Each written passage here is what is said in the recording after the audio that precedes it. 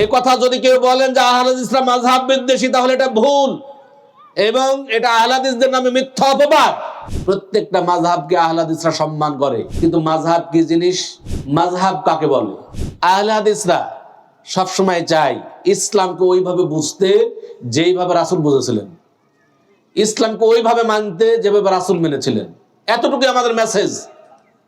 আহলে হাদিসরা কখনোই মাযহাব বিদ্বেষী নয়। এই কথা যদি কেউ বলেন যে আহলে হাদিসরা মাযহাব বিদ্বেষী, তাহলে এটা ভুল এবং এটা আহলে হাদিসদের নামে মিথ্যা অপবাদ। আহলে হাদিসরা কখনোই মাযহাব বিদ্বেষী নয়। প্রত্যেকটা মাযহাবকে আহলে হাদিসরা সম্মান করে। কখনোই মনে করবেন না যে আহলে হাদিসরা মাযহাবের বিরুদ্ধে কথা বলে। জি না, যদি কেউ কথা বলে আমি বলবো তার ইলম নাই, ইলমবিহীন কথা। মাযহাব, কোনো মাযহাবকে আহলে হাদিসরা অসম্মান করে না, কোনো মাযহাবকে আহলে হাদিসরা মাযহাবের উপর বিদ্বেষ পোষণ করে না। কিন্তু মাযহাব কি জিনিস এটা আমাদের বোঝা দরকার। আপনারা যদি কেউ থাকেন বুঝবেন, নিরপেক্ষ দৃষ্টিতে বুঝবেন মাযহাব কাকে বলে। এটা বুঝলে আমাদের মধ্যে সমস্যা দূর হয়ে যাবে। মাযহাব হলো এক একটা মুজতাহিদের এক একটা ইজতিহাদের নাম, এক একটা মাযহাব। বুঝতে পারেননি মনে হয়। মুজতাহিদ মানে গবেষক, ইজতিহাদ মানে গবেষণা। যুগে যুগে বড় বড় ইসলামের গবেষক এসেছেন, মুজতাহিদ এসেছেন। তারা যে গবেষণা রেখে গেছেন, প্রত্যেকটা গবেষণাকে এক একটা মাযহাব বলা হয়। যেমন ইমাম আবু হানিফা রাহিমাহুল্লাহ, তিনি একজন বড় মুজতাহিদ ছিলেন, বড় গবেষক ছিলেন, বড় পণ্ডিত মানুষ ছিলেন। তিনি যে গবেষণা রেখে গেছেন ইসলাম নিয়ে, সেই গবেষণাকে বলা হয় হানাফি মাযহাব। ইমাম শাফিঈ রাহমাতুল্লাহ, তিনি একজন বড় মুজতাহিদ ছিলেন, সেই জামানায় সবচেয়ে বড় আলেম ছিলেন। তিনি যে গবেষণা রেখে গেছেন সেটাকে বলা হয় শাফিঈ মাযহাব। ইমাম আহমদ বিন হাম্বল, তিনি একজন বড় মুজতাহিদ ছিলেন, তিনি যে গবেষণা রেখে গেছেন সেটাকে বলা হয় হাম্বলি মাযহাব। ইমাম মালিক রাহমাহুল্লাহ, তিনি একজন মুজতাহিদ ছিলেন, তিনি যে গবেষণা রেখে গেছেন সেটাকে বলা হয় মালিকি মাযহাব। শুধু মাযহাবের চারটাই নয়, বহু মাযহাব দুনিয়াতে আছে। মাযহাব, যত মুজতাহিদ, যত গবেষক, তত মাযহাব। মাযহাব এর অসংখ্য মাযহাব দুনিয়াতে আছে, অসংখ্য মাযহাব দুনিয়াতে আছে। এক একটা ইজতিহাদকে এক একটা মাযহাব বলা হয়। আহলে হাদিসরা কখনো ইজতিহাদকে অস্বীকার করে না। আহলে হাদিস আন্দোলন বাংলাদেশের 5টি মূলনীতির অন্যতম একটা মূলনীতি হলো ইজতিহাদ বা শরীয়ত গবেষণার দুয়ার উন্মুক্তকরণ। আহলে হাদিসরা কখনো ইজতিহাদকে অস্বীকার করে না, ইজতিহাদকে স্বীকার করে।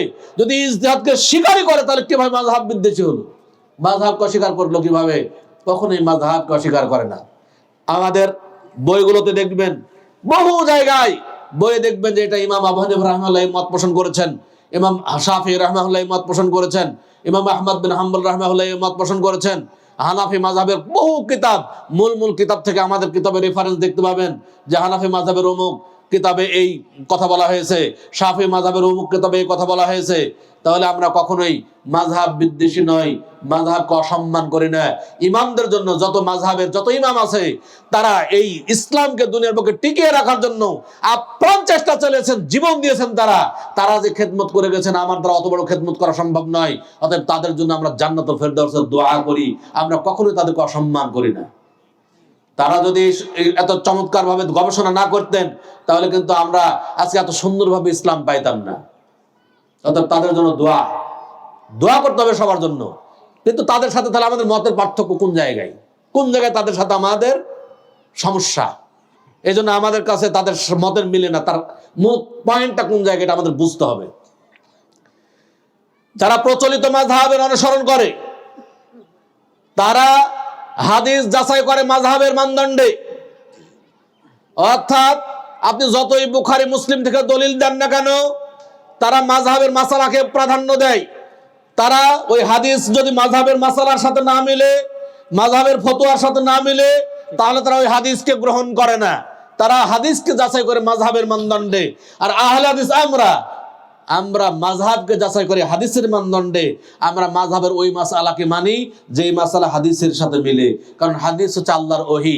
পৃথিবীর যত বড়ই মানুষ হোক না কেন, তার কোনো কথা যদি হাদিসের বিপরীত চলে যায়, তাহলে হাদিসকে প্রাধান্য দিতে হবে। কারণ হাদিস হচ্ছে আল্লাহর ওহী, এটা ভুল হওয়ার সম্ভাবনা নাই।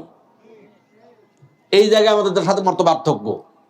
আমাদের একটাই মেসেজ যে আমরা মাযহাব কোনো সমস্যা না, কিন্তু মাযহাবের তাকলিদ, অন্ধ অনুসরণ, যা বলেছেন তাই মানবে, এর বাইরে যতই বুখারীর দলিল থাক, মুসলিমের দলিল থাক, মানবে না, এই কথাটা সঠিক নয়।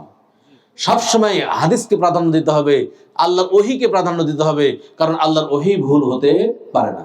এখন প্রশ্ন করতে পারেন যে ইমাম আবু হানিফা রাহিমাহুল্লাহ, ইমাম শাফিঈ রাহিমাহুল্লাহ এত বড় বড় মুজতাহিদ ছিলেন, তারা কি কোরআন হাদিসের বাইরে কথা বলেছেন নাকি? স্বাভাবিকভাবে প্রশ্ন, তারা কি কোরআন হাদিসের বাইরে কথা বলেছেন নাকি?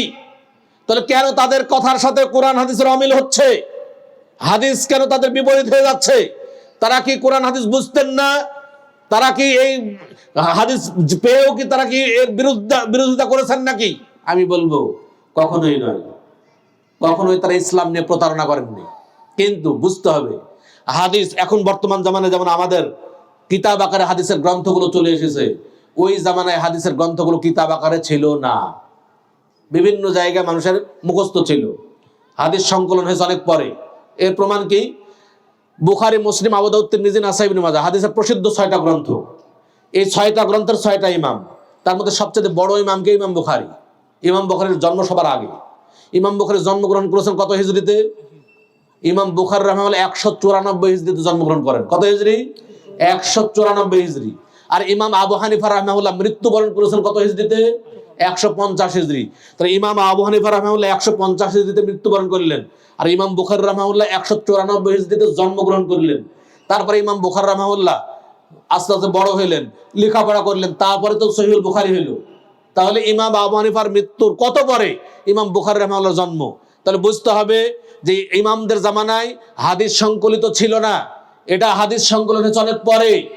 যখন তাদের কাছে কোনো সময় কোনো বিষয় এসেছে, তারা অবশ্যই কোরআন থেকে দলিল দেওয়ার চেষ্টা করেছেন, হাদিস থেকে দলিল দেওয়ার চেষ্টা করেছেন।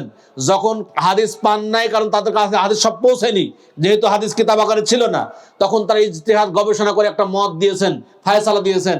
তারপরে তারা নিজেরাও জানতেন যে আমার এই মতের বিপরীতে সহিহ হাদিস সংকলিত হতে পারে, হবে, কারণ হাদিস তো আস্তে আস্তে সংকলন হচ্ছে। এই জন্য তারা নিজেদেরকে ক্লিয়ার করে গেছেন। প্রায় প্রত্যেক ইমাম তারা বলে গেছেন, ইযা সাহহাল হাদিসু ফাহুয়া মিন মাযহাবি, জেনে রেখো যখনই সহিহ হাদিস পাবে সেটাই আমার মাযহাব, সেটাই তোমরা গ্রহণ করো। অতএব যখন সহিহ হাদিস পাবো সেটাই গ্রহণ করতে হবে, এটা তাদের মত, তারা তাদের বক্তব্য, এই বক্তব্যটা আমাদের গ্রহণ করতে হবে। আর এই কথাই কিন্তু গ্রহণ করেছিলেন ইমাম আবু হানিফার দুইজন প্রধান ছাত্র, আবু ইউসুফ, মুহাম্মদ বিন হাসান আশ-শাইবানী রাহিমাহুল্লাহ। এই দুইজনের মধ্যে আবু ইউসুফ রাহিমাহুল্লাহ, দেখবেন ইমাম আবু হানিফা রাহিমাহুল্লাহর মৃত্যুর পরে বহু সংখ্যক মাসালাই ইমাম আবু হানিফা রাহিমাহুল্লাহর মাসালাকে বাদ দিয়ে যখন সহিহ হাদিস পেয়েছেন, সহিহ হাদিসকে গ্রহণ করে নতুন ভাবে ফতোয়া দিয়েছেন। বহু, প্রায় 2/3 মাসালাতে বিরোধিতা করেছেন। অতএব আমাদের বুঝতে হবে যে শুধুমাত্র কোনো ব্যক্তির অন্ধ অনুসরণ করা যাবে না, আমাদের কোরআন এবং সহিহ হাদিসকে সামনে রাখতে হবে, সেটারই অনুসরণ করতে হবে।